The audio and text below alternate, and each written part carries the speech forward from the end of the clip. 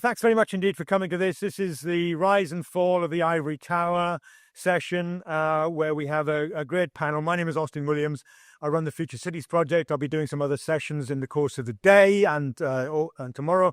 But this is going to be a conversation rather necessarily than a panel debate. We haven't prepared any introductory remarks. We'll just have a bit of a chat, hopefully engage you in that conversation as we go along. Okay, so a brief backdrop is the fact that the president of Universities UK, which is kind of the advocacy organisation for universities represented by vice-chancellors, said that universities face a choice. We can have universities that can deliver on the new government's missions, or we can let them slide into decline. And you kind of think, if that's the choice, then that's one of the reasons why we didn't call this session What Are Universities For? Because we've slipped slightly further down the hellhole around that, and now this is kind of, do universities deserve to survive? That's the way, my framing, maybe not yours, but effectively the Daily Telegraph just had an opinion piece last week which started saying, quote, "The collapse of our university is one of the best things that could happen to Britain." Okay, now that's a little bit extreme, and obviously there are jobs at stake, there are livelihoods, and in some instances there's education at stake in some universities. But the University College Union, which is the lecturers' union, says that there's 64 universities are rolling out redundancy packages. Departments are closing, sometimes at a very moment's notice. And meanwhile, vice-chancellors' salaries go up to £325,000. Thanks very much, on average. The university sector's survival strategy very often fails to mention education. If you kind of read a lot of the universities out there, they kind of are more concerned with the organisation, the process and the structure than they are about actually what's actually happening to students, even though they talk about students as being, their charges. My own I teach at Kingston School of Art, so maybe I shouldn't tell you this, but I have started now, so I'll finish. My own Vice-Chancellor announced it is no longer simply enough for universities to offer narrow subject-based knowledge to students. We have to equip them with future skills training for an increasingly technological and digital world. So a world that we don't even know exists yet, but we have to at least train them somehow that they can cope when they get a job. So it's basically education for a job. Maybe you agree with that. Maybe you think that's the best way to go, but we can have a conversation. So the questions on the table, I think, are: should universities reinvent themselves? Can they reinvent themselves? Should they reinvent themselves? Should universities be allowed to collapse under the weight of their own bureaucracy? Or perhaps we can maybe start to think about what we should do instead. Is there a new model that we can start to kind of inquire upon? So we got a very good panel of conversationalists. We'll start with, in the middle here, we have Maeve Halligan. She's studying Russian and French at Bristol University. She's also an acclaimed musician, and you'll see her tonight. But for the purposes of this conversation, she's a student representative for Academic Freedom, AFAF, a tremendous organisation for free speech within the university sector. We also have Jennie Bristow on my immediate left, is reader in sociology at Canterbury Christ Church University. She's also the author of Generational Encounters with Higher Education. Academic student relations. Yeah, we haven't got time for a subtitle. Typical academics. That's always like the key issues in the subtitle. The front title is just sexy. Anyway, it's about academic education in relation to the university sector. She's written many, many books, so this is just the latest hot off the presses. And then, not finally, but on the far left, if you excuse the expression, we have Professor Neil Finn, who has had his own battles with academia over recent years. I'm sure you know. He's Honorary Research Fellow at the University of Edinburgh and on the advisory board of the Free Speech Union, another tremendous organisation. They do have a stall upstairs if you're interested. And there you go. So that's what we have here.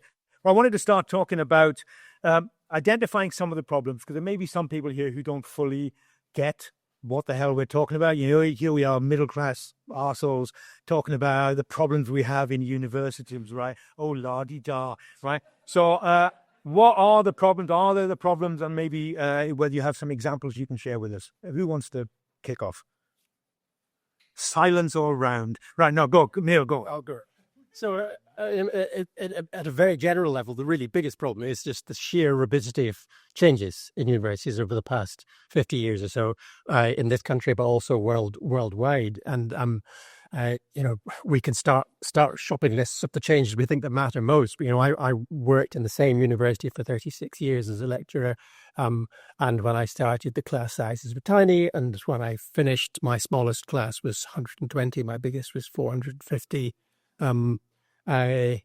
We internationalized incredibly rapidly. We increased student numbers. We diversified our student base very rapidly. Mostly things that were really, really welcomed. But throughout all those periods, that period of incredibly rapid change, the university estate didn't change very much. The basic methods of doing things didn't change that much. We had the internet, and then we had the web in the early years of my career. I mean, totally life-changing stuff. And then, recently we've had bureaucratization, incredibly rapid marketization. So at the very least, even if I do happen to think that universities in general are wonderful institutions. I love them to bits, and I love my home university to bits, even though I left in a bit of a bad state a couple of years ago, but I still love it to bits. Never bad bridges. But I do think that, they always have to keep reinventing themselves. They always have to keep rethinking. And particularly post-COVID, I thought, this is a time when universities really are going to radically rethink, and that everything they've done, it really started yet. But I do think there's a lot of serious reinvention needs to be. All right, okay. But you're putting a bit of a positive spin on that, I guess. So I'm saying the pace of change is the big problem, but within that, there are more specific changes we might want to unpack. But also, we shouldn't. So this I speak as a happiness lecturer. We shouldn't stop thinking aspirationally about them. If you compare universities to other kinds of major institutions, universities have always tried to be aspirational from the get-go. They tried to be a place for communities of scholars to think different, to do things differently in really aspirational ways. Schooling, by contrast, which I think now is in some ways more aspirational than it was. As far as I understand it, the history of schooling is it was mainly invented to keep kids out of trouble, so it was remedial. But, schooling was invented as a remedial solution to a problem. And other big institutions, health services, of course, respond to illnesses, military respond to military threats. But universities are fundamentally and have to be aspirational before they start being problem-oriented. Very good, very good. Okay, so you're the happiness representative. I'm the miserable one. So we'll pitch it in the middle. Who wants to have a go? Because, again, you might want to... There's 50 years of history, as Neil's put forward, but pandemic and post-pandemic are obviously kind of fairly crucial moments in educational history. So, Maeve, give it a go. Thank you very much for having me, first of all, and I'm really happy to be speaking. I'm basically, on this panel, I'm sort of thinking to represent what I'm finding is going on in universities now. So I'm a student at the University of Bristol. As I said, I do study French and Russian, which is kind of a strange course because studying a language at degree level it's a very obvious combination of the gaining of a practical skill, which a language is. It's one of the few subjects in school where every single thing that you hear or use in the classroom you could hypothetically go out into the street and use. It's very different from other things that way. It's kind of a lot more tangible, in my opinion, and it's why it's a shame that in lower level education languages are underfunded and not especially championed. But regardless, at university, yes, you've got the practical skill element of language, but you've also got, it's a really diverse degree. I'll be in lectures all the time with students of politics, liberal arts, literature, all of that kind of thing. It's very, very multifaceted. The University of Bristol specifically is definitely one that when we think woke with a capital W, it's up there. It's probably Bristol, Brighton, a bit of Leeds, Manchester, these places and institutions that do claim to want to, in my opinion, protect their students before they educate them.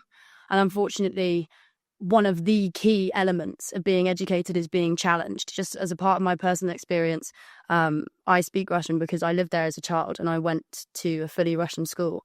And good Lord, it was not easy initially. I had no, way of communicating, but it was such an important element of my educational experience because it was so challenging. And unfortunately, it was a big decision for me to go to university at all, let alone in the United Kingdom. And when I did, I expected myself to be far more challenged than that. And I'm telling you, I haven't been. And it's really unfortunate because it's such a key part of your life, sort of cerebrally, neurologically speaking. You're so up for grabs. But in terms of the way that your brain can be shaped and challenged and molded But I would say that these days, and I see this in Bristol and I see this in, my friends, I would say, at other universities, we used to be a demographic that were up for grabs and that were up for adaptation, but now we're just up for capture. And I see these students all the time. A big part of student life is protest, and I can respect that. It's a time in your life when, your responsibilities are pretty much solely to yourself, and as a result, you can choose where to put your attentions. It's a huge privilege in that sense, to use a very overused word.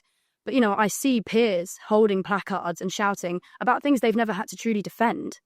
At universities, it's a massive shame that, you're paying more money than ever, relative even to inflation, and you're being robbed of the key part of an education, which is being challenged and having to stand there and, feel uncomfortable at best, and feel truly kind of, potentially quite damaged by the things that you hear at worst. That is important. It's very, very frustrating seeing how students are patronised all the time. It's an insult to their not inconsiderable intelligence in a lot of cases. And it's also, in my opinion, one of the biggest things that you're paying for, to be in a room full of people, who are supposedly your intellectual equals, and respecting the fact that you can change each other. You don't want to have a conversation with each other to walk away feeling happy and in agreement and accordance. You want to walk away thinking, feeling changed, and hopefully feeling challenged. I've got plenty of examples of the kind of thing that Bristol are doing that is really, damaging that. And I'd say probably one of them is surrounding the Bristol Student Union. Quite famously recently, their own feminist society, Women Talk Back, was disciplined, and the president was forced to step down because they made the mistake, of excluding male-born trans women from talks about rape and sexual assault. And this is not specific to Bristol, this has happened elsewhere. And this is the kind of thing that sums up the issues at universities. The student union should promote any conversation, any debate, any society, and it's not. These societies are living in fear or just being quashed. Thank you very much. This is not the place to patronise youth. Anyway, just in terms of students who want to feel uncomfortable, I think maybe studying Russian is quite a good choice, actually, in this day and age. In my university, probably we reported to the Prevent programme. But anyway, Jennie, what's your thoughts on the changing nature of universities?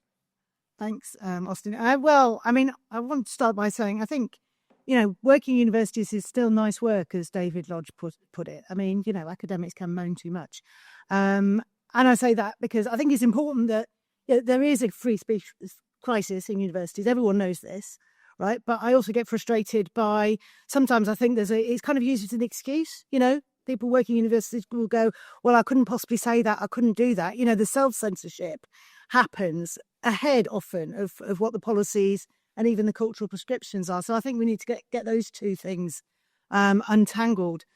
I also think, for students who go, and I come from a university that's quite far down the league tables, most of them get something out of it, more or less. I'm very critical, and have always been, of the idea that people should just go to university, and that kind of, the way in which this whole kind of drive to create a market amongst students who might prefer to be doing something else and get them into university and everything else has been horrible, right? That's really bad. But I'm equally uncomfortable with the sort of backlash that says, oh, it's all a waste of time, close them down, or just make students all do STEM subjects or things that are courses that are good value for money, because I think that's utterly Philistine. So I think there's a balance here. I guess, I think, what we're seeing now is like the end of a long process of chickens coming home to roost, actually. Long-running problems of the detachment of universities from their purpose in the development and transmission of knowledge through education, and the focus on instrumental concerns, whether that's skills, employability, ideological causes. There's a lot of that relates to some of things Maeve was saying. That's among staff as well as students, and often it's staff leading the way on that. The therapeutic dimension of universities, which creates this kind of, again, as Maeve was describing, that sort of sense of anything that you might do that pushes students is kind of like a danger zone. You shouldn't do that, you shouldn't do that. And that's actually really a con, because you are denying them what they're paying for, which is education and being challenged. And I think in the UK specifically, I think it's just important to recognise this. We do have a broken funding model and a broken policy model. We have a funding model that relies on getting as many students in as possible and then trying to keep them happy. That was the student as consumer narrative that has dominated higher education policy for the past 20 years or so, which, as we all know, has had an impact on the quality of the provision provided and kind of a shift away from education. But I think it's got worse. I mean, I wrote this book I did bring it along because it was relevant. I mean, this was published in 2020 based on a study that I'd done with some colleagues of changing experiences of higher education over time, both by academics, but also how members of the public thought about universities. And it was published just as the pandemic broke. So please buy it because no one else did at the time. With the pandemic, though, I mean, a lot I think Neil's right. It wasn't that, it's like everything got thrown into question. Like the very purpose of the university, let's shut them down, I mean, it was awful, right? So everything was thrown into question, but the big questions weren't really asked. And what we have now, I think, goes beyond the problems that have been long identified with marketisation and treating universities as businesses to now a really awful focus on institutional survival, where anything goes. And the plan now by the OFS, Universities UK, but everybody's buying into it, is to broker some kind of deal where they try and get 70% of young people into university. And in return, universities have said they will restructure, and raise tuition fees as well, by the way, so they'll give students less education for more money. And, and this, I think, shows how craven the whole thing has become. So it's kind of like, who's to blame? Everybody, although no one particularly. I think it's important not to just point the finger at one agent in this process, because I think it's been going on a very long time. I think when everyone's to blame, no one's to blame, is it? That's the problem. So there's two things you've raised, which I think go across what other people have said. One is you seem to be selling a reformist agenda here, right? That, as Norma's saying, universities are marvellous places, and you're saying let's not tar everybody with the same brush, that actually they can be reclaimed. Yes, no, there are certain things going wrong that we need to address. So the question is what is it? How do you put it right? What is it that's wrong? How do you put it right? So is there something along those lines? And the second question is that we've concentrated a little bit on the student voice, as we are bound to call it. For the second aspect of universities, obviously, is like things like what lecturers do, the research agendas, which I read out, tend to be advocacy research these days, right? That you're basically there to fill funding shortfalls, or you're there to, put the university in a top tier in the Research Excellence Framework program. So suddenly research stops being research in some respects. You're fulfilling a narrative. So that's kind of a rhetorical question, if you like. But anybody want to pick up on that or what anyone else has said? Maeve? Yeah. It's difficult necessarily for me to comment on, I suppose, the financial side of things at university, because I'd sound a bit, I'm still within it, and I recognise that because I'm still a university student, and that's a big part of my identity that, regardless of the negative points we are making, I am proud of, especially to be one in this country. I think it's important. I do sometimes struggle to not sound really doom and gloom when I discuss the financial side of things in terms of, we're paying more so than students ever have before. But one thing that I do think is important, because it's still in very recent memory for me, is how schools and sixth form colleges interact with university, because I think there's something really systemically wrong there.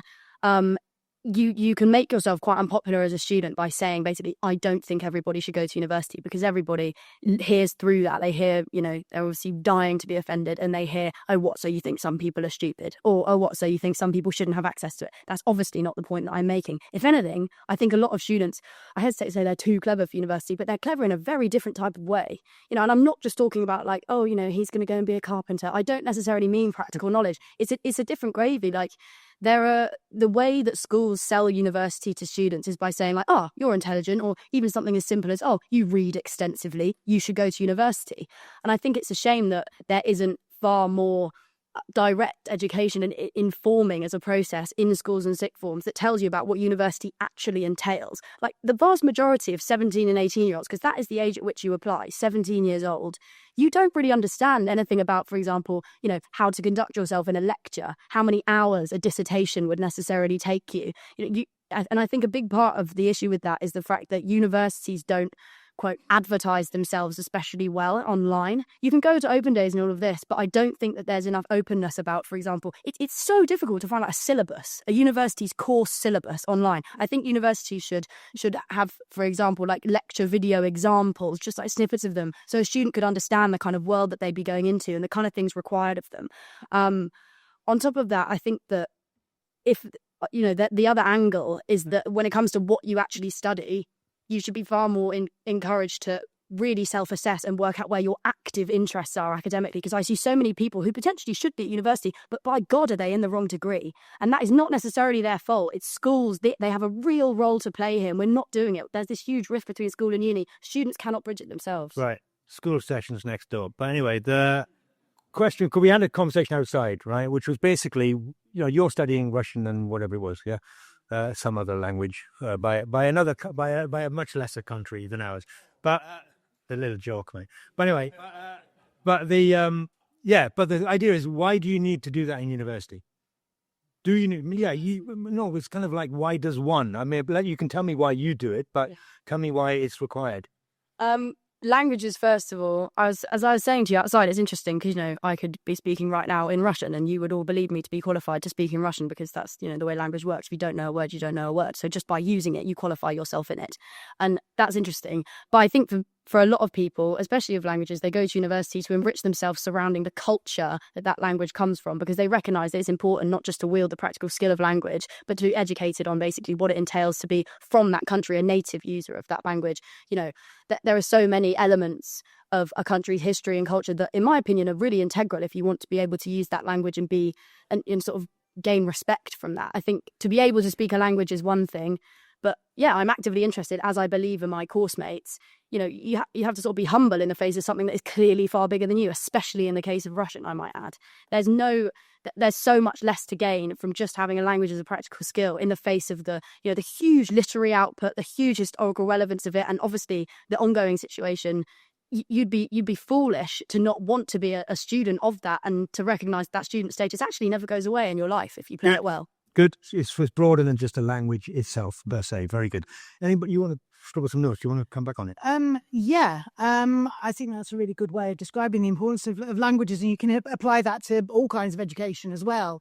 And I think this is part of the problem, that is this whole nonsense has gone on. The core educational component, the context that students are taught at university is kind of diminished, and it all gets presented as a skill, in which case you say, yeah, well, why do a degree in English literature? Why not just read books? Or why not just go and live in France? And, it completely misses the point of a higher education. I just wanted to say, though, I don't think I am promoting a reformist agenda anymore. I was when I finished writing this book, because I think we concluded it by saying, on balance, there's a lot of problems. What we need to do is bring knowledge back into what universities are for and everything else. I think it's flipped over. Certainly in the UK, where I think the combination of these kind of cultural, economic, social policy pressures, and the big problem I think now is that we have such a centralised system that diversity in all its forms has gone, right? So we have no diversity of funding, which means that we don't have any institutional diversity. So universities are leaping to all provide the same courses, whatever this year's growth in student numbers is. I think what we need to do, well, not we, but policymakers, I think policymakers need to go back to something like the Robbins Report of 1963, which was a proper, thoroughgoing attempt to work out what was the need for higher education, the purpose for it in basically in post-war society. And there was an attempt to do that in the late 90s with the Deering Report, which, I prefer Robbins's conclusions to Deering, but at least there was an attempt to do that. But I think what's happening now is there's this idea that in universities that we can just carry on as we were, carry on this broken system. And I just think there's too much wrong with it. So we need more independent universities. We need to stop pushing students to go, and we need to be more selective, on the students that are admitted. What courses do we want? What are we going to, what are we doing it for? That question, what are universities for, I think is more pertinent than ever. Yeah, very good. Now, go for So we're not supposed to agree on everything here, so I'm going to try and disagree just a touch. I may not be in disagreement, actually, because it may be about words rather than... But should universities come back and focus on knowledge? I mean, clearly something to do with the pursuit of truth or wisdom has to be at the core of their mission. But I spent the last 6 months in Edinburgh University while I was still employed there, doing a kind of across the whole university a project on curiosity and how you stoke it and how you combine it with open-mindedness and with sociable forms of learning, how you make learning fun, all that kind of stuff. So it was very kind of appreciative and aspirational action research, if you like. And I definitely, as part of that work, I came across a really interesting distinction that I hadn't come across before, to my knowledge, which is between what's called D-type curiosity and I-type curiosity. I don't want to get too technical here, but D-type is about didactic education, and which is about education as having the function of fulfilling gaps in knowledge, which I think, for example, has by and large been the function of schools and of schooling in general.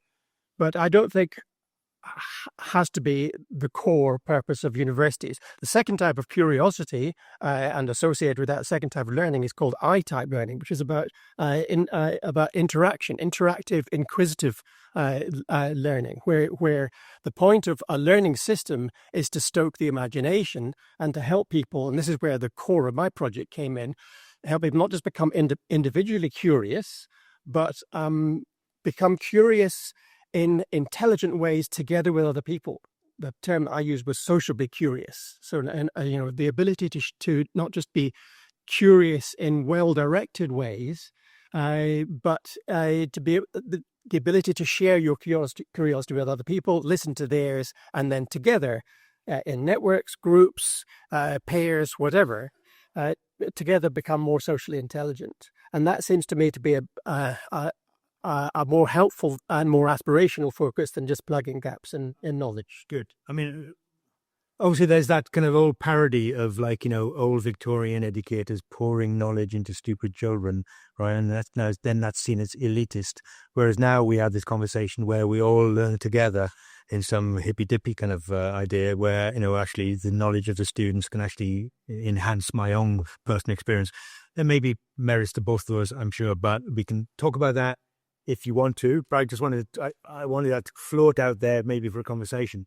I also wanted to talk about the idea of universities actually now searching for students. I think you raised it, where, like, for example, in my university, we don't have many Chinese students, which obviously is the golden goose for many universities, maybe less long-term than people suspect. Actually, in Kingston, we have the highest proportion of North Korean escapees in any outside South Korea, with not much money involved for them, I'm afraid. They're not going to pay the bills, right? So North Koreans. But then you think, we're searching for Indians, but wealthy Indians, and then you realize that there's not enough of them. Then you look for Americans, because at least Americans can come to this country and they'll pay less for their degree than they would in an American university. Everything's about chasing the dollar, right? And suddenly you lose track about what the hell it is you're doing. Don't offend anybody. Don't tell them off. Don't fail them, for God's sake. Otherwise, they ain't coming back. So once you start this kind of monetarist agenda, it suddenly transforms what it is that universities are doing. And I think that's a little, even though I agree, Maeve, you may not know the ins and outs of it. I certainly don't either. But I think that there's a problem for students as well as for the institution itself. Anybody got any thoughts on that? Or you can go back to what we talked about. Sorry, go from here.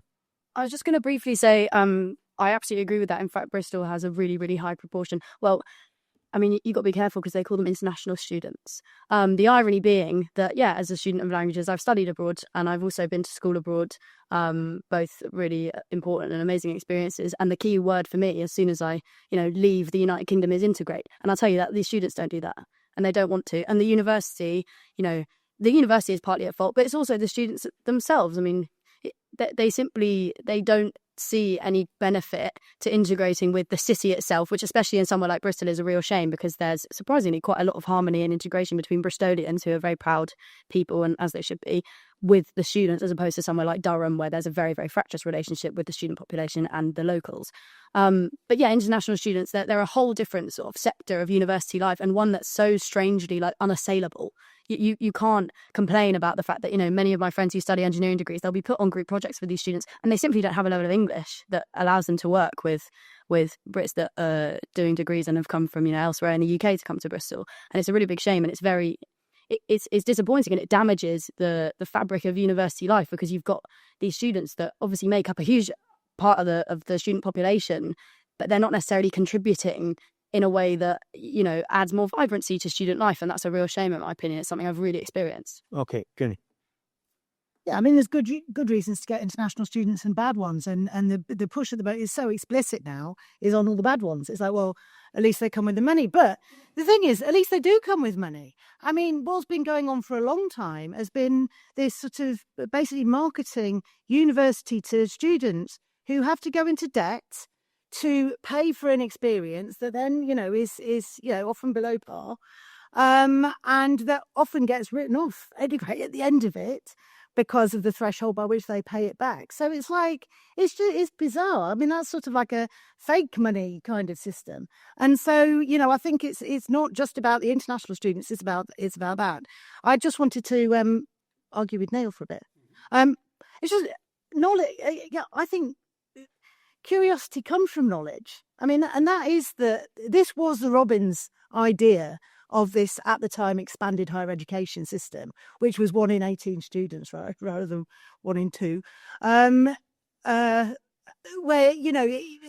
was the point, that, we had these places and students should live away from home, because then they will be with academic communities and the discussions would happen, not just in their lectures, but on campuses. And there was discussion about grants versus loans, and it was decided to give students grants because otherwise it would, make the wrong, basically force families to make the wrong kind of calculations.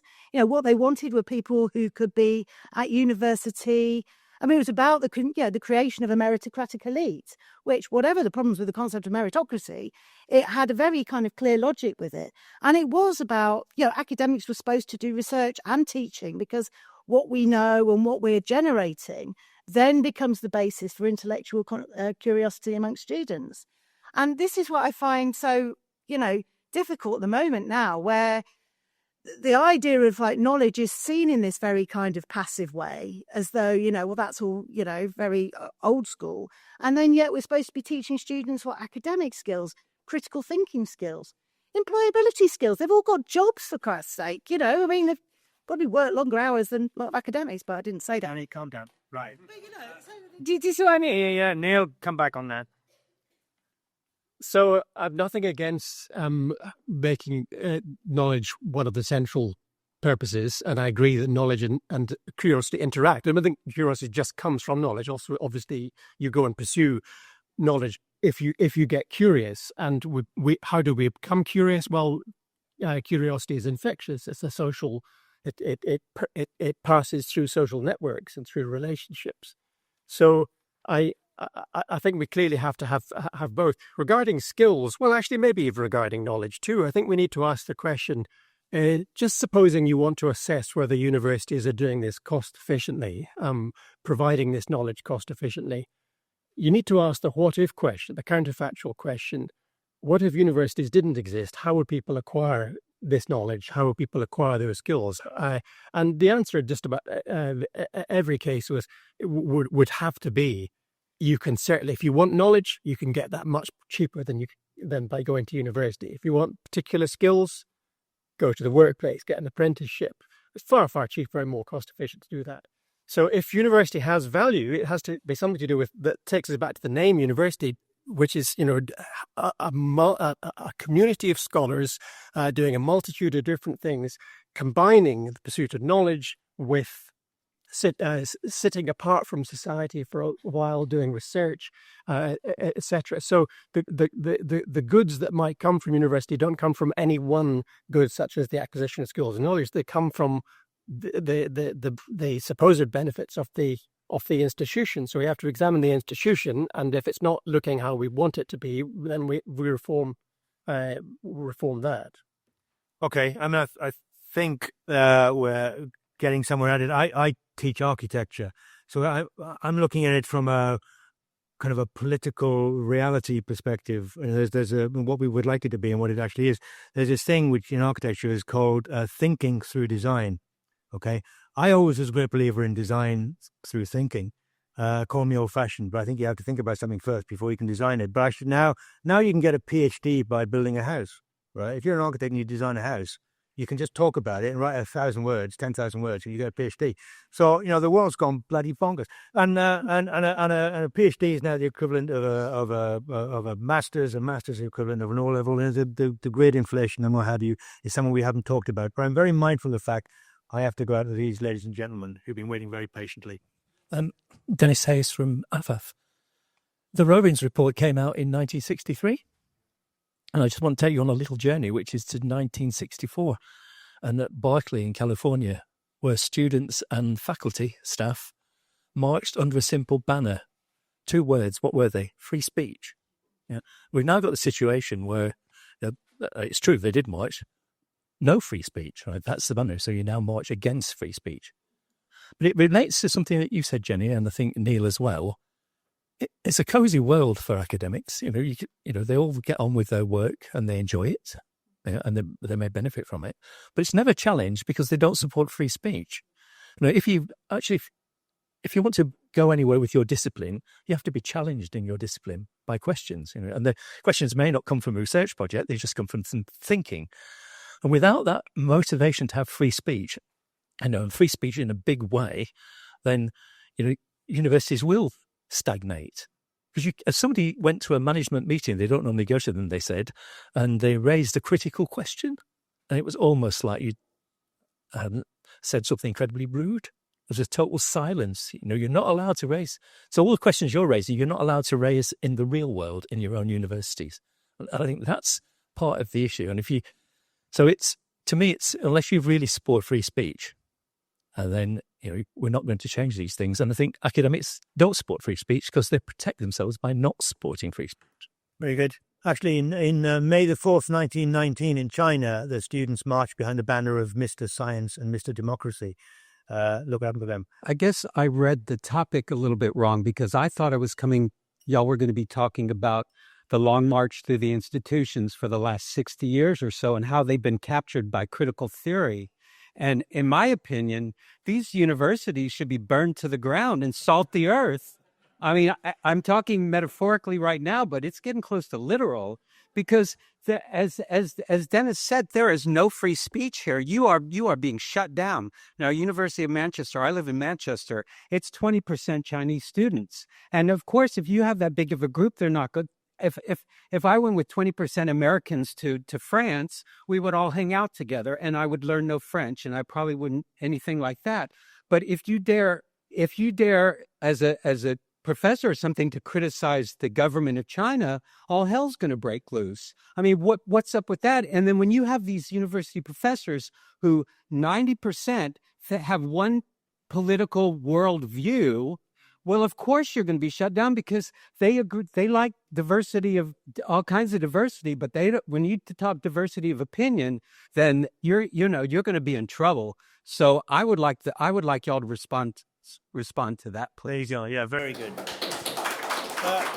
The gentleman in the middle, yes, the gentleman with the glasses. Thank you. Yeah, I think the panel has agreed that universities seem to have lost track of the reasons why they were first set up.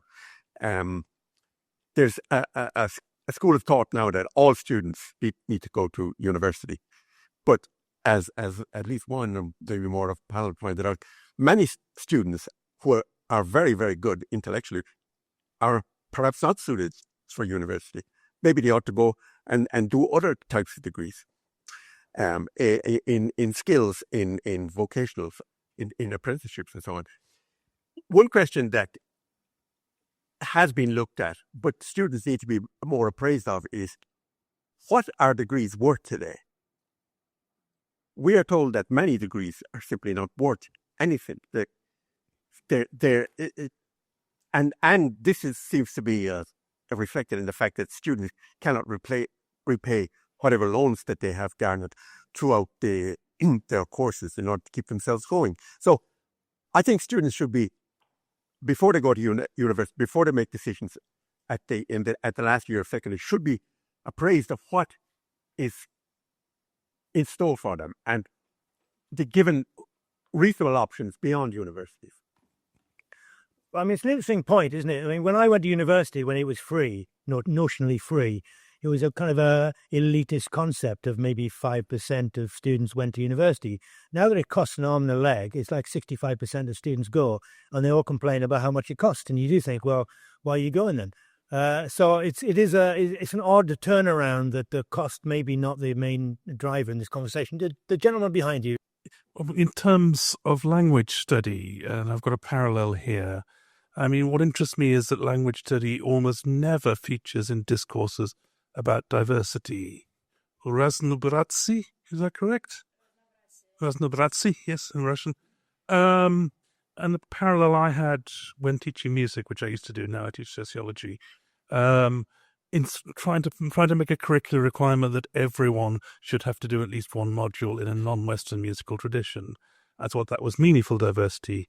Teaching languages, I mean, teaching language which is difficult for Westerners like Russian, or let alone like Arabic or Mandarin or something. Why is this not part of those discourses? And is there a way of reclaiming the term diversity to make it actually meaningful about learning other languages, learning other cultures, learning other societies, learning other histories? Very good. Thank you very much. Okay, panel, if you want to pick up on any of those, you can't do it all. Just pick up on a few bits and bobs. So on the question that's closest to what the panel set out to talk about today, which is why do university exist and what are degrees worth, and how do we do a better job of filling that? I do think it's crucial to look at this at two levels. One is at the individual. I'm coming back to Maeve's really important point about helping kids who are making difficult choice about what university to go to, whether they go to university. Helping to think through what it might mean for them. So at the individual level, I think we need to make sure that young people have conversations over many years over what they might want to get out of university and where and how they might get it. But we also need to look, of course, at the societal level. The worth of universities, if there is a worth, exists at societal level, not just at the level of graduate attributes. It's about the social quality. And to come back to the internationalization thing, if we want to look at the value of internationalization, yes, it's been awkwardly done, rapidly done, and yes, certain cohorts of certain demographics of international students often stay in hostels where they only meet people from their own country and sit in clusters and classes where they only talk, if at all, to people from their own country. But in principle, internationalization produces an immense social good for this country and beyond. And so I'd really like to see universities look at that, look at the value, appreciatively at the value of multiculturalism and of international relationship building as part of the social mission of universities. Very good, very good. Leah. Yeah, lots to respond to. So I'd say firstly, with the final question that's more direct to me, I will always be a very unapologetic advocate for the learning of languages, specifically by native English speakers. I think it's a real, of course, there was languages are languages. There was always going to be one or two that sort of rise to the top, and their globalization is a reality, and there are many reasons for that. But that, if anything, I think that necessitates even more that as native speakers of English, we seek to understand other cultures, not necessarily by visiting and sort of wandering around wide-eyed. You need to have some of the language, even a small amount of it. It so drastically changes your interactions with another culture when you're abroad or when you're speaking to them in your own native country. I think, it's true that language departments at universities, they're often left out of conversations, again, because as I mentioned at the start, to learn a language is a very, very different type of learning experience because it's such a practical skill alongside general mental enrichment. I think a big issue is the fact that language is being taught at school level. That's the numbers of students that are being made to do them at GCSE is falling rapidly. And so now, unfortunately, that's reflected in university language departments. The Bristow University Language Department, 80% privately educated students. It's a shame that language accessibility is dropping. And the irony is that there is very high levels of multilingualism in state schools because you have children who, they're casually trilingual. It's amazing. And I think it's a real shame that they're not necessarily able to actualize that in a more academic scenario at universities because, that they're not offered to do it at A-level, and then the university has to close the door on them being able to come in and do that. That bridge just isn't there anymore. But I think it's so meaningful to study a language, and it's actually, it leads into just something I was going to touch on based on the American gentleman's question, which is I think at university we've lost the sense of hierarchy as a healthy thing, because it's absolutely the case, talking about D-type and I-type, teaching, there has to be a scenario in which a teacher can say, no, I know more than you. It's very important that there's that natural and healthy hierarchy, because then you can have discussions and people can feel challenged in a way that, doesn't make them feel offended first. I think that's what's really important. I really think that sense of hierarchy has been lost at universities, because there's a weird double-edged sword of students responding to the fact that they know they've got their professors running scared. They know that if they claim offence, if they claim, trauma or harm, the professor's entire career is at risk. People are getting cancelled left, right, and centre because a professor at the University of Leeds is being branded an Islamophobe because he decided to, raise some points and raise some concerns about the seemingly increasingly aggressive anti-Israel protests on his own university campus. Students, and a minority, but a very powerful one, they've got professors in the palm of their hand and they are squeezing and squeezing and squeezing. And the irony is, it's classic young people, they don't know how much they're screwing themselves over so often, that they're harming their own access to education. They're harming what these people can offer them, but in favour of, this kind of instant gratification of social power that's actually such a facade in the moment.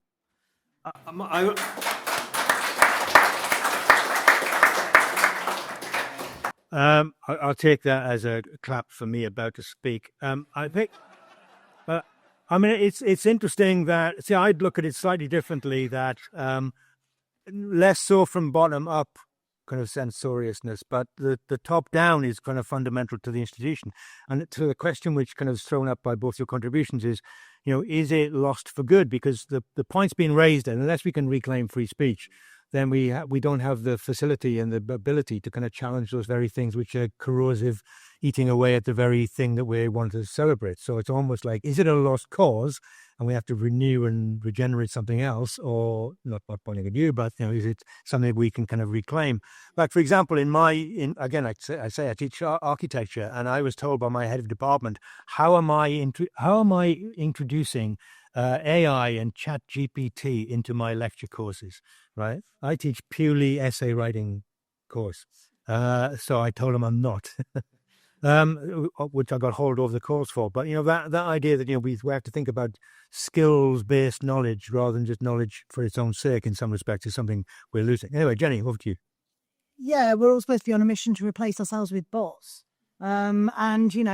I think this shows the depth to which we have sunk. I think, on just to come back on Dennis's point, and I do think it's worth real shout out to the work of AFAF and CAFAF and the organisations that have really become prominent over the past couple of years in fighting these battles for freedom of speech, because it has become such an apparent issue, for people. Some of us have, worried about it for a long time, but for other people, it's like only recently has it become apparent just how dangerous this is, where we have universities where you're not allowed to have free debates about things. It stifles the student experience, it stifles the academic experience. So I think that importance of acknowledging that you can't have a university unless you have free speech as a core value is really important. And I think it also relates to this is another thing coming down the line very rapidly. The other aspect of academic freedom, of academic freedom, which is mastery of subject. That the whole point of being an academic is you're supposed to know in your field. You're supposed to be able to set the parameters. That is what makes you an academic rather than a technician, right? If we see what's happening now, increasingly, the move towards genericism, technologization. So the AI thing is bang into all of this. And people are now realising it because there's this wave of restructuring that's going on across the sector. And, guess what's happening? Is that, professors being replaced by, younger, cheaper staff. I think academia, is in danger of being reduced to some kind of technical ability. Unfortunately, academics themselves have got a lot to answer for in this. Not only for the role that's been played sometimes in treating academia as some form of activism, but also in the endorsing this kind of therapeutic dimension that freedom of speech is dangerous, it gives license to upset students, so we should not do that. And I think now people are beginning to realise, and the test will be really whether it's too late. Sorry to sound bleak, but But can I ask Maeve, in terms of like AI and goodness knows what? I mean, the idea of why learn a language when you got Google Translate, is that in any way a conversation that's being had out that you know of?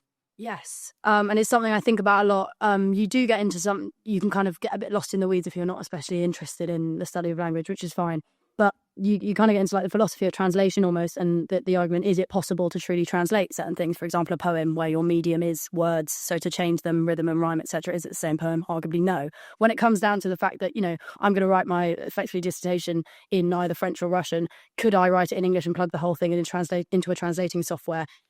Luckily for me, although at the moment it feels a bit frustrating sometimes, that our software simply isn't advanced enough. There is far, far, far too much nuance in language to allow for that to be a possibility, and especially is more than true when the language is more removed from your native one in terms of its grammatical structures, etc., etc. So basically what I'm trying to say is, as somebody who does French and Russian, it's going to be sooner that I can do that for French than for Russian. So that's yet another just aspect to consider, that the distance of the language from your native one that's kind of a line of defense when it comes to AI's how it can replace people. But I won't lie, like interpreters, there's a reason that we make them people. There's a reason that we're not all that keen on driverless cars. We will trust the person, and especially with language, that's such a human thing. It's such a human construct. Arguably, it's one of the key kind of bullet points, is like what makes us civilized. Language, it's up there. And we're proud of it as an invention, and we wield it in a way that is so much better and more advanced than a machine could ever hope to, if a machine can hope at all, which it can't. We recognize register, we recognize feeling. When you've got world leaders speaking to one another, we don't want the thing in between them to be software. We want it to be a person who can read their face and not just translate, but interpret. That's the operative word there. I know that what they're trying to say isn't the actual words they're enunciating. There's so much subtext. So in that case, language is protected. It is sacred. And I think also there's not that much intention and desire to replace that human necessity with software. And I think, students in the moment, they'll use online dictionaries and stuff like that to translate individual words, and that's great, and I back that. I do it all the time. Languages are hard, but when it comes down to the actual use, the wielding of language yourself, I think we're safe for a long time, and I think we'll make sure, and professors and students, that's maybe something they can unite on. They will make sure that the human influence wins over. I just want to mention the employer's perspective, if that's all right, because it's interesting to hear what's happening when they're coming out. So I work with big corporations with their head of early careers, which is the person that does the graduate schemes and the apprenticeships. And more they're saying that they prefer the apprentices over graduates. And they're saying, what on earth are we paying this massive premium for graduate salaries when actually apprentices are good as gold? They work really hard. They're much more resilient. They're much more open-minded. They don't have this entitlement thing going on. So I think that's something for employers to worry about. Also, smart middle-class parents are increasingly pushing their children towards apprenticeships rather than university degrees. And actually one of the big banks is discussing creating their own kind of institute, like the Dyson Institute kind of model, so where they cut out universities completely and just train young people themselves. That's a very good point. I think it's also bear in mind things like, because we complain about, Zoom and Teams lectures and how alienating it is and the students don't get a mix, we forget that open universities thrive for an awful long time on the basis of video lectures at 3:00 in the morning and things like that. And so there are kind of potentials for new models to be had. And adult education is another one, I think. The gentleman, again, next to the lady who just spoke, Ish. Thanks very much. The last point was very interesting. But the thing that's really struck me about this conversation is how much it's been about students. The vast majority of this conversation has been about students. So I'd like to ask the panel to address more, as you've made a couple of comments, but address more the question of academics. Have everyday academics, not the vice-chancellors, been complicit in the corruption of the university? And if so, how has that come about? Why have they been complicit? The number of academics that I meet who tell me that they've used the right buzzwords where they submit their research grant funding application or for a journal and play the game makes me wonder, why is anybody still in a university if you don't have something you want to pursue that you're prepared to stand up for? There's almost like a murmur of a lynch mob. The gentleman in front, I'll come. So just on, on the learning types and the kind of methods and the idea of curiosity. Pedagogical questions, aren't they, And it strikes me that what's behind our focus. So first of all, I'm a big fan, of that idea. It matters that we come in here and Austin cracks a joke and we all feel chilled out, but the point being that that's not enough, is it? That's where I want to get to. So it seems to me that so I work with study abroad students, right? That's kind of the scene, and it really matters what the students think at the end of it. And I know that I can get the students to have a really, really good time through all kinds of creative practices. But what we're interested in, isn't it?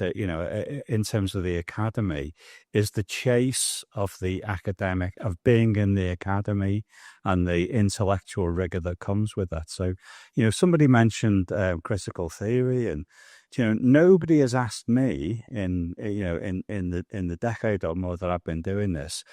What are my opinions on particular texts in relation to critical theory? So everybody can mention Judith Butler, Ross, but the chase of the serious kind of arguments about those questions is entirely missing from my experience. The only thing that I'm held to account for is either my teaching style in the peer reviews, or it's the self-evaluation of students. And it seems to me that question of putting the academic kind of content as the center of things, then it makes it possible for us to kind of get the pedagogical approaches right. Very good. Thank you very much. One of the panelists mentioned diversifying sources of finance so that we could get more independent universities. In a UK setting, how do you do that? Very good. Thank you. And then gentleman just in front there. Hi, Richard Wolf. Thank you, Austin. You mentioned at the beginning of the session, do universities deserve to survive? And should we not be thinking about new role models? Could we reconsider, panel, the Polytechnic as a blend of vocational and theoretical study, which was in line with many students' aptitudes? Very good. Thank you. If you move across, we'll take that lady with a hand up and the gentleman in front. I'd like to put forward some positive thoughts, so some optimism, some green shoots. So I've been harassed by many of my students, and last year, academic year, was particularly bad. But my head of department, my head of teaching came in and said to me, look, that they need to accept that we might know more than them on some things. I have a whole load of anonymous, really negative comments on a completely irrelevant module, which said that my views were such that I shouldn't be teaching. And one of my colleagues said, well, I've already been putting together a paper on why student feedback is actually really useless and we shouldn't be using it, and it just makes courses easier. And then I've had students who've walked out and who've started a campaign to try and get me dismissed by getting people to give the university instances of where I have harassed them. And this is what HR said to me they're going to do about I won't read it all because it's quite long, but what they're going to do about freedom of speech. As part of registration in student induction, all students are pointed to the Code of Conduct on free speech. Moodle modules now refer to free speech. All policies point to free speech now for students, and it is also included in the education framework and curriculum design principles. And it goes on. This is HR trying to prevent me from being harassed, which is great. And our Vice-Chancellor, when we had an encampment in our University Central Square, pointed out to the students that, number one, no, we were not going to stop collaborating with Israel. And number two, we didn't actually have any money in BAE, which is a local employer we don't actually have any money in it. And they said, you've got to take your money out of it. So I feel reasonably as if things are going in the right direction. So I've actually sent those recommendations to Dennis at AFAF, and we've recently started a small AFAF branch. I feel like this should be best practice and this should be rolled out, and I'm going to try and work out how we can potentially do this. Very good, very good. The gentleman's in front of you. Do you want to pass it ahead? We haven't talked about leadership today. Who in the sector is meant to provide leadership? And indeed, is it possible for them to provide leadership if money is so important? If you're earning $325,000 a year, is it impossible for you to provide leadership because you're scared of losing your rather handsome income? I mean, it's one of those kind of terrible things in universities where, when a job advert comes through a position to head a department, only bureaucrats go for it. I mean, like, if you want to teach students, you don't want to get involved in the bureaucracy. So it's a self-fulfilling nightmare. And then at the end of the week, you think, oh my God, the idiot's got it. And of course, that's because nobody else went for it. Okay, Jennie. Apprenticeships. Apprenticeships are great for things that there should be apprenticeships for, right? But I don't think they're a replacement for higher education. I think we need, I really agree with the point about polytechnics. I mean, the destruction of the binary divide was the worst thing that ever happened. I agree with Austin about the Open University. It's perfectly possible to have high quality remote learning, blah, blah, blah. I think adult education as well is something that has really gone by the wayside with this obsession with getting half of all 18-year-olds to have a degree, whether they want one or not. So I think, a proper rethinking of the sector rather than just this, I think, fairly lazy sort of tear it all down kind of idea is important. I'm just going to quote you from Robbins, right? In 1963, on the discussion about how you measure the benefits of university education, value for money kind of thing. And the report says it is just not true that the total return on investment in education is measured adequately by the same yardstick as investment in coal or electricity.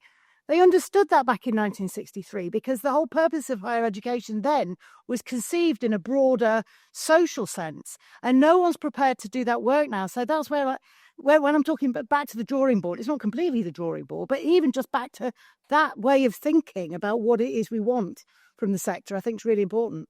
Yeah, well, it's what research has become, isn't it? Evidence-based kind of statistical analysis rather than maybe a more cultural, social understanding about what the benefits are. So I wrote down what a university is for, how do you measure the success? And it's basically job outcomes, are they getting a job at the end of it? Do they have graduate outcomes? Are they module evaluation, reviews, student impact assessments? Then maybe results come somewhere in there. That's the whole thing. Yeah, exactly, yeah. Neil? So Polytechs, yes, please. I do think we actually probably have them. Some of them call themselves universities, but quite similar. But I do think, in principle, yes. Going back to looking at what they offered and why it was valuable should be a crucial part of this conversation. Leaders and fat cat salaries, and does it set them apart? Yes, it does. I've nothing in. If somebody's worth that kind of salary, I've nothing in principle against huge salaries and huge salary differences. But I do think that in practice, it actually sets people so apart from the rest of academia that they can't possibly provide adequate leadership. And then just very briefly on the free speech one, which I took to be about sort of universities sort of rather liturgically saying, yes, we have a free speech policy and everybody knows about it, so we've done that. Clearly, for people to actually feel and be free to speak and to engage critically and be open-minded, that's a matter of practice and not policies. I mean, how many of us have actually read our university's free speech policy? And actually, similarly, in terms of what do people think they're at university for, whether they're academics or students, scholars of whatever type. I mean, probably most people in this room have at some point been to university. How many of you could actually quote anything from a university mission statement? Show of hands. Does anybody feel that well versed? Nobody's there with their hands up. Everybody knows about it. They're too humble to say. I mean, I find I've spent my life working in planning. I'm fascinated by mission statement. I could quote you my own university's mission statement. That's the saddest thing I've heard today. When you do look at them, they're actually spectacularly anodyne and boring. Yeah. Unfortunately. Maeve. Yeah, so obviously I do recognise this conversation. We've spoken a lot about students, but the irony is I don't see that many people in this room that are students, and I think that's kind of the issue. Both, so the adults in the room, so to speak, are often talking about the students, but the students are always talking about the academics and the university staff. Like, I think there should be more. Both sides should be able to self-assess more, and that should be encouraged. And then, when there is discussion between those sort of ranks, it will be a more productive one. I would say that definitely when it comes to academics, in my experience and in what we've seen in media, it's definitely true that there are sort of categories. There are academics that do dare to, rebel, heaven forbid, by wielding their academic authority, wielding their higher intellectual prowess, as they absolutely should be able to. It returns to what I was saying about healthy hierarchy. I think it's important. It is a thing, that D-type teaching. It's necessary, and it's part of what you're paying for, and students should be happy in that rather than reject it. So there are academics that are outraged and that rebel, and they are absolutely shafted for that. To self-assert and to have any sense of sort of pride in your work is often to massively jeopardise your career. One of the most famous cases probably being Kathleen Stock, more recently, which her asserting her belief in biological reality was her absolute downfall in terms of it forced her out of her academic position. And then, but on top of that, I think something that's important to mention is that it's not necessarily academics themselves, it's other staff members at universities. This is what bothers me the most, and I think they're sometimes left out of the conversation, that they can be so instrumental in doing what I view as pandering to students. It's a real shame. For example, I went to Sixth Form College in Cambridge, and I remember very well when Helen Joyce was invited to speak at Gonville and Caius College, not via affiliation with the college. It was effectively being used as a venue. And the staff, not academics or professors, just well-being staff, but people who effectively, do admin for the college, they sent out like dozens of apology emails about the harm they recognised they were causing to their students by having her views, on that, in that space. I mean, the irony, this is one of the greatest educational institutions on the planet, and they're apologising that their students might be exposed to other views. It's academics are shafted if they rebel, and university staff, they don't even know what they believe necessarily, and they're backed into a corner of protecting students in a way that obviously long term is harming them. Very good. That's well-being for you now. Anyway, take very short points, punchy points from the back of the room, I'm afraid. Sorry, I'll try and be brief, but I really want to hammer the point that it's academics that are responsible. They said nothing when Blair said education, education, education. They said nothing when Willett said that 90% of the mothers haven't want their children to go to university. I think there are a few skeptics in the room. No vice-chancellor or dean of medicine said that the government's pandemic policy was pseudoscientific, debt-ridden and deadly nonsense, that their students were effectively being persecuted. None are standing up and saying, well, actually, I don't really think there is a climate emergency. They're cowards. They're a bunch of Paul Reynolds that have never been caught.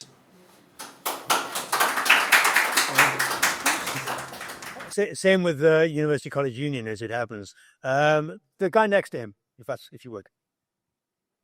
So yeah, I'm a recent graduate, and the graduate market at the moment is pretty much impossible for a lot of people. I've got friends. I went to University of Warwick. Got a friend who studied economics. He applied for like 100 places and didn't get anything. Yeah, people doing like wholesale applications. It's impossible in kind of economics, computer science, biomed at the moment as well. And I think, it's really entry roles at the moment are kind of limited to those with like 2 levels of kind of years of experience, really. And that kind of is why nearly regional inequality, because those people who have experience and are able to get a foothold tend to be from London, which is where all the industry is, and they can kind of afford to commute there. It's very little cost. So I think, given that, is it time to start, turning universities or some universities back into polytechnics with specialised courses where, to try and fill areas where there are a shortage and kind of prevent the oversaturation of the job market? Very good. Thank you very much. To your left, the gentleman and the lady there. Yeah, either way, don't fight over it. Yeah. Hello, hi.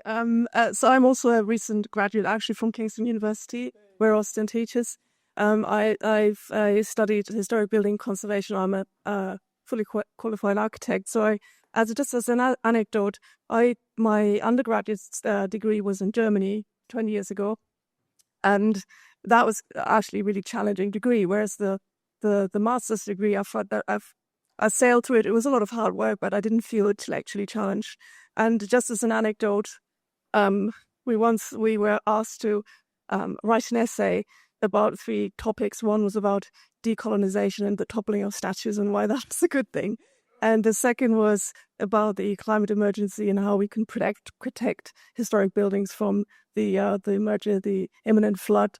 And the third one was about the devastating consequences of the bubonic plague, and sort of I found it very difficult to pick a topic and then sort of be as diplomatic as I possibly could, write an essay without risking to fail. So it was you had to be very diplomatic to navigate the sea of academia. So that's very good, very good. I teach architecture in Kingston. It wasn't my essay, seriously. Yeah, Eric Kaufman. Yeah, so question here is, how much of a threat to free speech are academics themselves? I think they're a bigger threat than actually the university administration. And this happens because why? Well, when we've got 9 on the left, everyone on the right in the social science academic space right now, and an increasing share of these young leftists are intolerant cultural woke leftists, there's just no way that people with dissenting views are going to be willing to speak up, because you need to be hired and promoted and published, and you need people to sit with you at lunch. So peer pressure from your colleagues, not forget about the university and its policies, peer pressure from colleagues who have more or less the same views. How big a threat to free speech? And are we ever going to solve this problem as long as we have no viewpoint diversity within the faculties? Okay, thank you very much. I'll take this one gentleman here with the glasses, if you would, and then I'm afraid... Well, I have a bit of an interesting point of view on this, because I've been an apprentice and a student in a university. And it's clear, you want skills, go to a technical college, go to a polytechnic, and we should really work towards reestablishing that. Tony Blair's education has degraded also the teaching of technical skills to a point where you get also people now coming out of technical colleges with 0. In university, free speech is a massive problem. I'm a Birkbeck graduate. Eric, thank you very much for being here. I was about to say they hounded him out but it starts at the bottom. You have teachers who are not teachers, you are academics who are not academics, they're activists, the political activists, and they come to the classroom with a political agenda, and that has to stop. This is where the reformation of universities starts. Very good. I have to wind you up, Thank you very much. Right, you got 30 seconds each. Just give a few punchy bots. Now, This is the end of the session. Yeah, after a final episode, a final thought I'd just like to leave everyone with is terribly obvious, but we've been talking a lot about what universities are for, about their instrumental value. Does it convert people into better people or more productive people or whatever? We should never forget that what we've actually done collectively worldwide is massively increased the number of years that people spend in education, first of all in schooling and then in universities. It's still expanding massively worldwide. That is a huge chunk of people's lives. So we must never lose sight of the importance of actually making those years fun, intrinsically valuable. So the questions we should ask is not just what are universities good for, but are they good to be in? Do people flourish actually while they're in university? Very good. Thank you very much. Maeve. I think the student-professor relationship is one that's really broken down, and that's to neither party's benefit. I think a big part of what you pay for at university is for being, for want of a better phrase, academically taken in hand and opening up your brain to be moulded and shaped and being humble in the face of your relative inferiority intellectually. That's incredibly important, both as a life lesson, but also as somebody who's seeking to, gain more knowledge, objectively speaking, and it's what you're paying for. I think it's definitely the case that there's this strange game of chicken going on where students, a lot of them can't quite believe their luck that they've got the academics so in the palm of their hand. It's important, I think, that academics and university staff more generally, they begin to wield some authority, grant academics immunity to be able to say what they want and challenge students, hurt them in the process and then watch them grow as a result of this. That's what students deserve, and they just don't know necessarily that's what they need for themselves. Thank you very much, Maeve. Jennie. Yeah, so, academics have been complicit in this process for some of the reasons I said earlier and some of the ways that have been described in this room. However, as we should be saying to our students, stop seeking the easy target, right? It's not as straightforward as that. The problem with academics is that this is what the job has become. And that's why the question of what is the university for is the central one. Students have some agency in this process. Policy, and again, it's not just New Labour, right? The destruction of universities has been going on since the 1980s, widening participation, turning education into the provision of skills. People called it like dole schools, right? Trying to get people off the dole and into higher education. So that's the problem. All governments are being complicit in this. Employers too. I think it's a bit rich for employers to start saying, oh yeah, universities are a real problem when they've relied on higher and further education to do development of skills for a long time. And they're the ones who decide to set the graduate premium, right? If you don't want to employ graduates, don't insist they've got a degree. So, let's look at this and take a step back and look at it in around is what I'm saying. Thank you very much. My final point is that as a university fight back, I never read anything from my head of department. And if anybody sends me any email from HR or from admin, I put it in the bin. Because basically I know that it's a long drawn out process. It's a process that nobody ever is going to check on. Nobody ever reads it. Therefore, nobody knows I haven't done it. The fight back starts here. Thank you all very much indeed. Round of applause to the panel.